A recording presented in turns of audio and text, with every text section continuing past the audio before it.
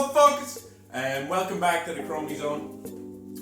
Today we're doing a special format which we have not done before since we're in our kitchen. We got a special guest who actually doesn't know who he is or what he is. And he's joining us tonight. Please enter Luke Cromey Ready!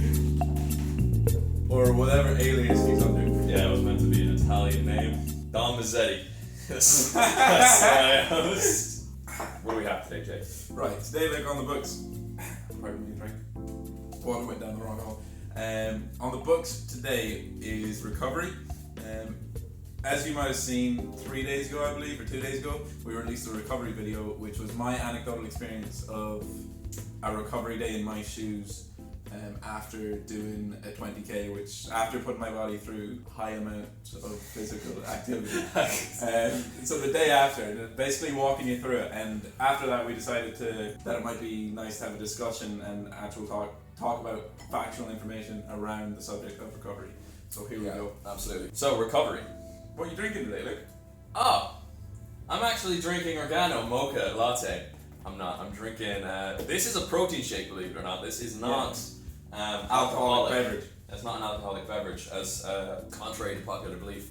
Well, it's about alcohol, but alcohol hinders your recovery. It does hinder your recovery. Whereas protein does not.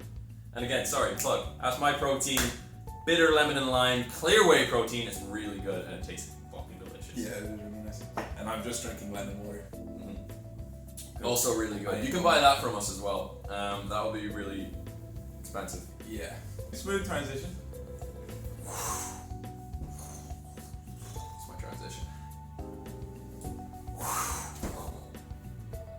I'm from South Dublin now. Alright guys, are we ready to party? What's on the books? On the books. You have the questions there. You're literally Jamie. You're supposed to pose me questions. Okay.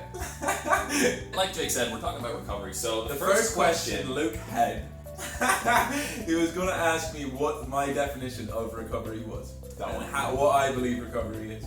Yeah. And that was his question. So maybe I'm going to be the questioner and the interviewee and the interviewer. Yeah.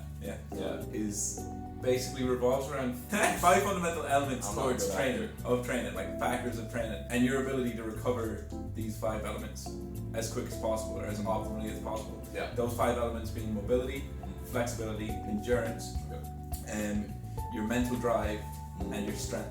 Yeah, mental drive is different than mentality, and mentality is more of one of those 5 fundamental factors when it comes to sports. Easily. Continue. Do you believe that to be the case? Yes. And why would you think that nutrition plays a heavy role in? Many reasons, actually. Alright, so because we're kind of defining nutrition or recovery here, nutrition is easily one of the biggest components of your recovery. Again, there's a lot more variables that go into that. It depends how hard you train, it depends how long you have to recover, all of this. Depends how long you've been training. Yeah, but always for me, like my biggest thing when it comes to recovery, because I never had too much issue with muscle pain or anything like that, or inflammation, my biggest issue when it came to training was always getting, like, if overtraining, for example. So if I was getting sick or if I was feeling like shit the next day, like mentally, again, you continue training. I continue, to continue training. So I think nutrition plays a massive role in that, because if you restore all your energy levels by the next day, for example, and you have everything on the way to repair, and you have a good immune response, which you get from absorbing good nutrition, your vitamins and your micronutrients, I think that makes recovery a lot better and a lot faster. So yeah, absolutely big role. Next. When did you get into recovery, Luke? After work. Anecdotally, when we started taking recovery serious. Yeah. Because I think both of us started taking recovery serious as a consequence of fucking up. As a consequence of like not taking it serious, and as a consequence of getting injured because of it. Yep. Big time. And when did you start? So we've been playing basketball for I started playing basketball since when I was 13, I think, or 12. Yeah. And back in like 2000. You're kind of taught some recovery techniques. Yeah, back in 2000. Wow.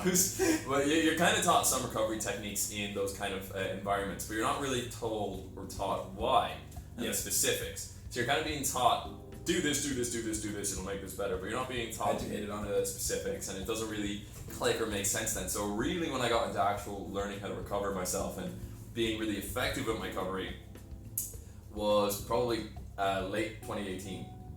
Yeah, because late 2018, because I was going hell for leather in 2018, because that's when I started getting really into. And as reference for them, how many years is that in between when you started sports? Going Gym through training and adolescence stuff and like that, and trying to make progress in the gym, going hard. and physique wise and strength wise. That was about 3-4 years of training with no knowledge of recovery.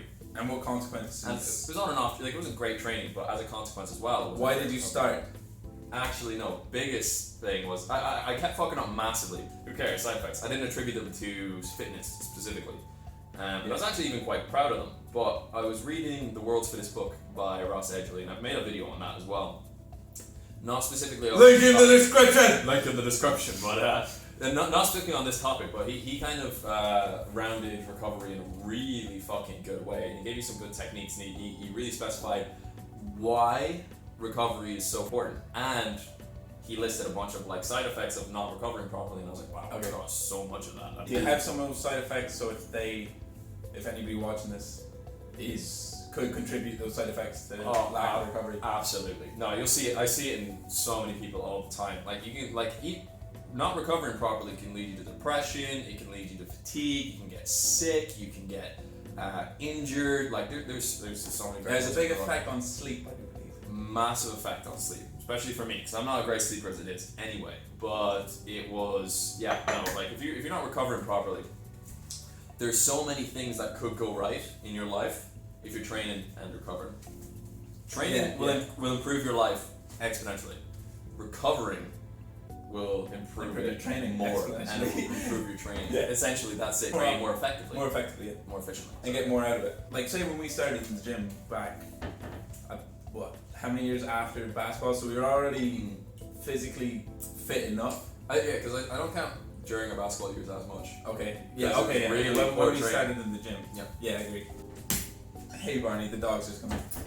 But yeah, not recovering properly really impacted my hypertrophy gains. I think in those newbie years, those newbie gain years of training. Yeah. Definitely, yeah. That's a big thing as well. Yeah. But another massive thing as well, guys, it's not like, if I don't know, I can't start training unless I learn how to recover. That's perfectionism, okay? Yeah. You should start training regardless, because during the time I wasn't focusing on recovery, I was getting really good at training.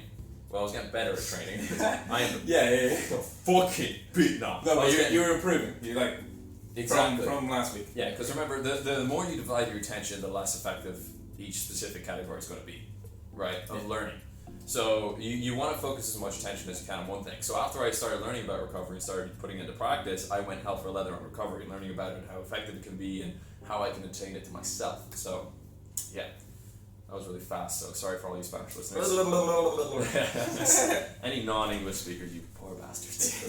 But come on, Jake, when did you start getting into recovery? January 2019, I started taking recovery seriously. I worked on my exercise portion, like my lifting career or like my exercise career. I worked on the functional portion of that. When we started we did a calisthenics course, and seeing how much of an impact recovery had on them boys' lives. Yeah. And that they're constantly active. And their physiques. But they're just school of calisthenics, if you're watching. Yeah. Fuck you guys, Jesus. But their functionality is like second to none. Like the functionality in their training was amazing to witness. Yeah. And again, when we seen the animal flow, so that just it compounded on how valuable recovery is. Yeah. And now, like for instance, I implement like stretching like 2-3 times a day. Yeah. So there's probably about an hour of stretching involved. And you'd say that probably helps you massively. Definitely. Because back before that summer when I started recovery, my knees were constantly hurting. It hurt me to get into a squat. Yeah. And that's because you go into the gym, you start in the gym, you want to be big. Then you throw on weights on squat rack, and then you hurt your legs, and then you stop squatting. Yeah. And that's exactly what I did. But and again, that's not necessarily a bad thing when you're new to training. Well, it's a learning experience. Exactly. As long as you use it as a learning experience. And these are our learning experiences. Yeah, and as long as you're not injuring yourself beyond repair, or injuring anyone else beyond repair. Next Question. What do I see? What can I hear? Yeah, if you're a visual listener, you would have noticed these boxes in the background. So this is Organo Gold. I didn't look at that to read it, by the way. I just wanted to look at it because it's pretty. It is pretty pretty. They are pretty. They're really pretty packages. This is coffee, hot chocolate, all infused with Ganoderma or reishi. Essentially, this is just really healthy coffee that you can have in the morning, and that it's just a really good way to get these nutrients, to get these health benefits into your life through something as simple as coffee. And we've been doing it for 2 months now. 2 months now, and I fucking love it. I'm hooked on this shit. We've been on our trial, and you can see we're hooked on this shit. Like, we've kind of went through a lot of projects already. So what we've done is we've got our hands on it, and essentially now we're actually selling these products in Ireland. Woo! Yeah, exactly. We got our own website now for the brand that's going to be in the description down below. We're sponsoring ourselves here. This is up for sale. So guys, we'll let you get back to the podcast.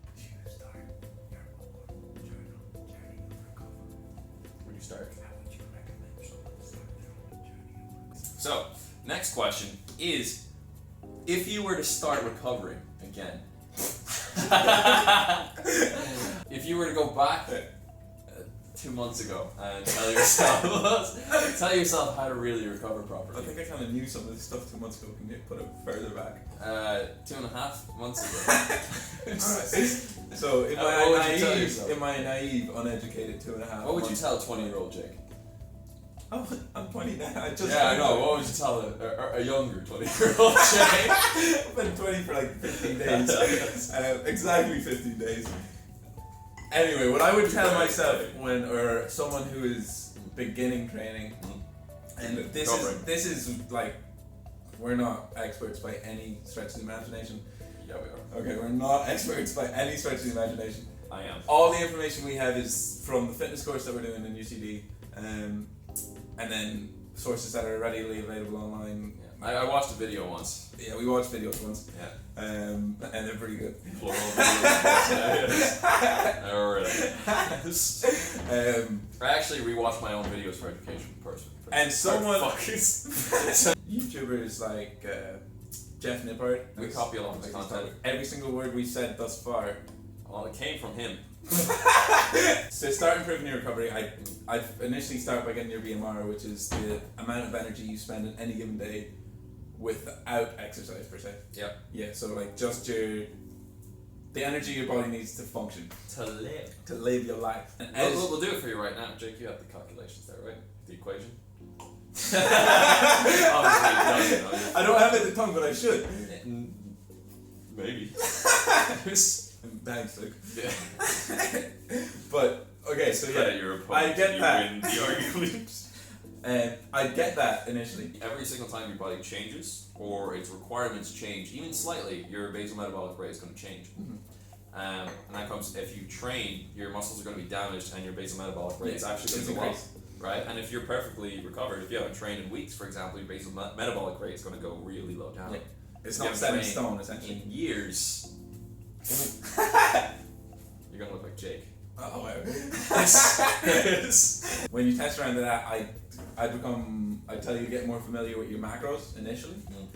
Micros obviously are like very important. Yeah. And like it's all quite essential. These are all essential, but these are the steps I would take when I'd say improving. The alcohol has calorie density of 7, so 7 calories. So, and another fun fact about alcohol. It's not only 7 calories per gram. Your liver will prioritize the digestion of alcohol to get it the fuck out of your system. So your body will prioritize digesting alcohol over healthy carbohydrates, healthy proteins, and healthy fats. Is that a fact? That's a fact. That's a fact. Yeah. I don't have the study for it right now. That's one of the reasons alcohol is so bad for you, because it's toxic enough in your stomach that your liver is like, get it the fuck out of there. Or toxic could be a misused word, or your body's like, that shit's good, let's do that, let's get it all, which is also bad for you. Whatever it does, it does it. But what it does that, yeah. Can't say that.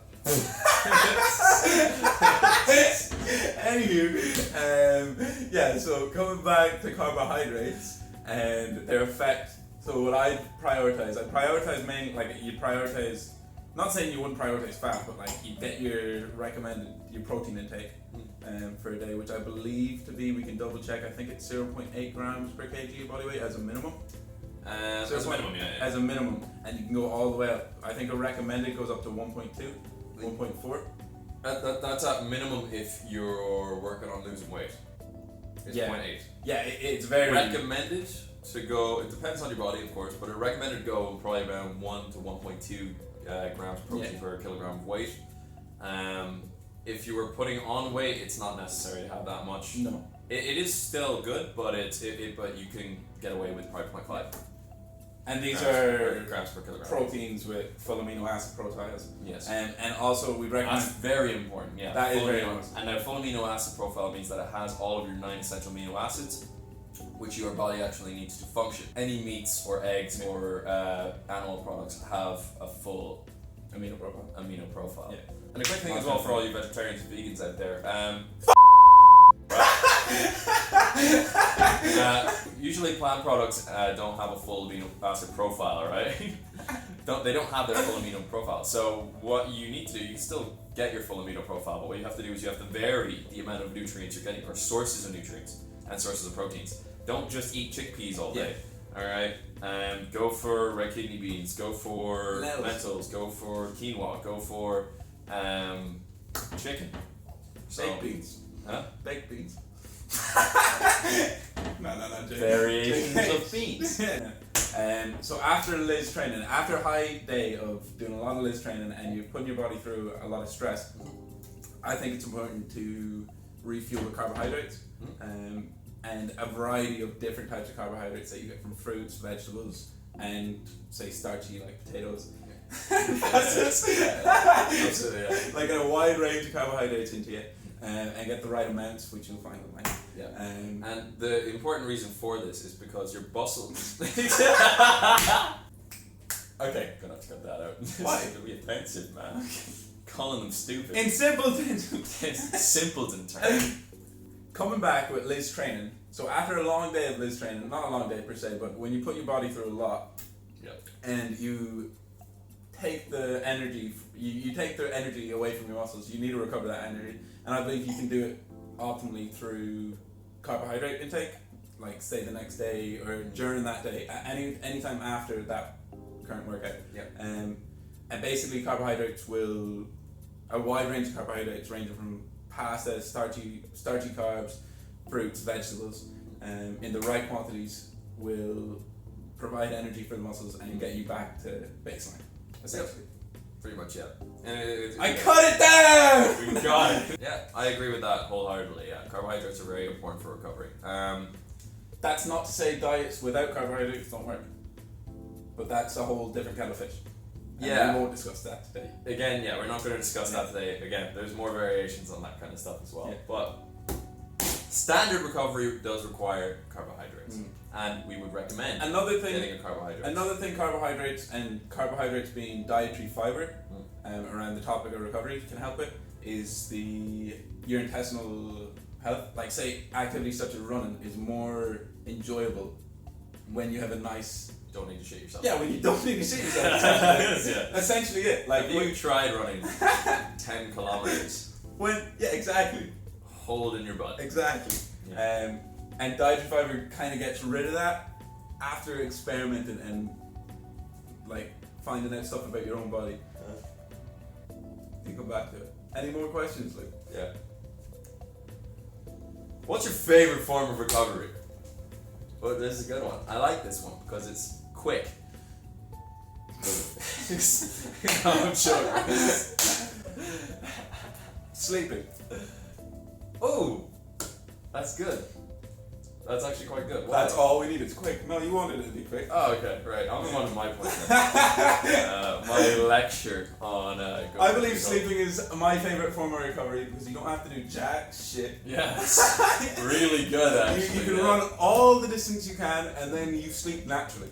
You just fall asleep. Yeah, that's true. If you're not an insomniac. I just fall asleep. Well, you're going to run yourself to a point where you fall asleep. Yeah, true. So yes, sleeping. Or you die. And after, or you die. Or you die. After sleeping, like you can stretch. Like you can stretch the fatigued, muscle damaged body. Yeah. And it is a pain to go through in a sense. Like it's a lot of effort. It's an effort. It's a chore to do sometimes for the aspect of good recovery to Yeah. feel, but you know you're going to feel better tomorrow or the next day. Yeah. Whereas with sleeping, it's just natural, it just happens, and you wake up and you're not guaranteed, but more often than not, with a good sleep in you, it's the most bang for your buck of recovery. That's actually big time. That is the probably number one advice you could give for anyone.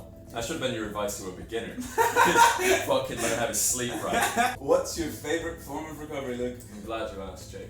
So, my favourite form of recovery is undoubtedly fucking ice baths.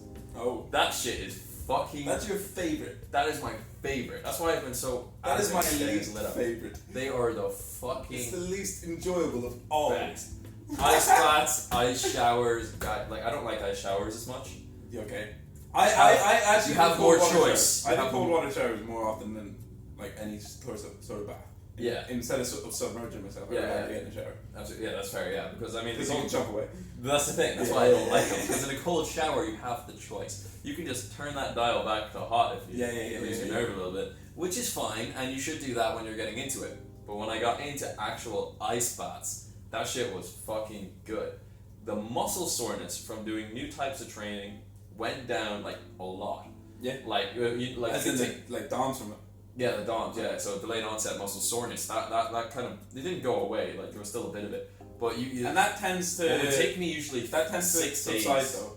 Sorry, just that would subside. That tends to subside throughout your training career anyway. Yeah, but I mean, you could take 2 weeks off. Depends on your intensity. Depends on your intensity. Or you can try a new form of training and work a muscle a new way, and that will come back again. Yeah. So I started the ice baths for that reason, because I heard they were a good fix for DOMs. So and I was looking into this, and the reason is because of the temperature, it does actually reduce inflammation, right, in your muscles and joints. So doing this, the pain actually reduced from a 6 day sort of pain, 6 to 8 days of pain, to down to about 2 or 3 days. 6 to 8 days from doing what? DOMs, yeah. Of what? I got it from What do you be biceps, doing? legs. How many reps do you do? I was training the whole time. I trained 6 days. Yeah. No, but I started doing it. But that's not actually my favorite thing. Because as I mentioned before, the DOMs for me aren't a massive thing. Biggest thing for me. My favorite thing, ice baths. And then that's not actually my favorite thing. No, ice baths are my favorite thing. Ice baths are my favorite thing. Okay. But the whole DOMs thing, like, the DOMs isn't my favorite aspect of ice training. My favorite aspect of ice training. What? Ice training. Ice baths. Ice baths. So, the biggest kick I get out of it is fucking mentally. Okay, true. Mentally. That's why I cold shower when I cold shower. Yeah. It's the same. For me, for example, like the appeal to have that kind of like extra mental boost is I required a lot of focus back then. Cause I'm a bit of a programmer, a bit of a writer. I like looking at videos, like writing essays and reports and stuff like that.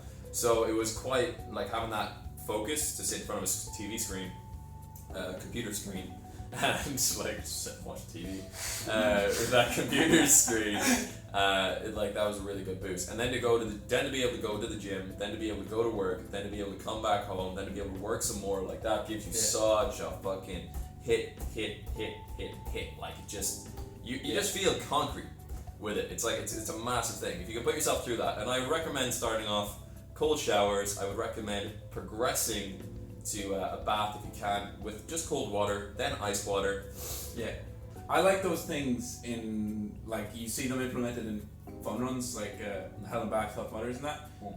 And they're really beneficial because they're usually placed at the start, like in all the Hell and Backs, they're placed at the start. So you start your run, you submerge straight into ice water, and then none of the pain for the rest of your run matters. You run because you're like, this is so cold that whatever the fuck's going to happen now, it's not that bad. Yeah, that's true. Yeah, that's very true. Yeah. But I like, it's like even that, so at the start, I think it's great, but the Tough Mudder, they had it in the middle of the course. Yes, I didn't like that as much. I liked it more. What the fuck? Because then you had to deal with the actual pain of going through the first half of the race. Okay.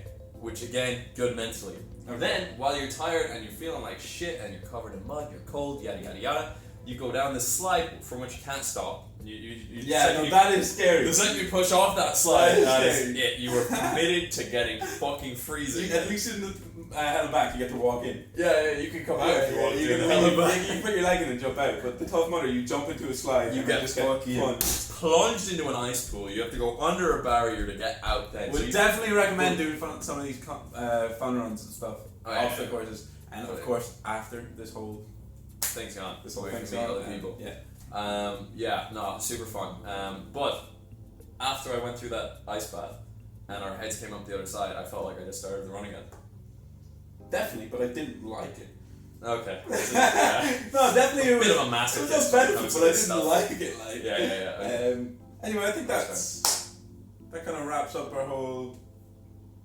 Do you want to talk about anything else? Not really, guys. Recovery is a really, really, really important thing. Keep an open mind when it comes to all this. When it comes to fitness, it's not one-dimensional in any sense.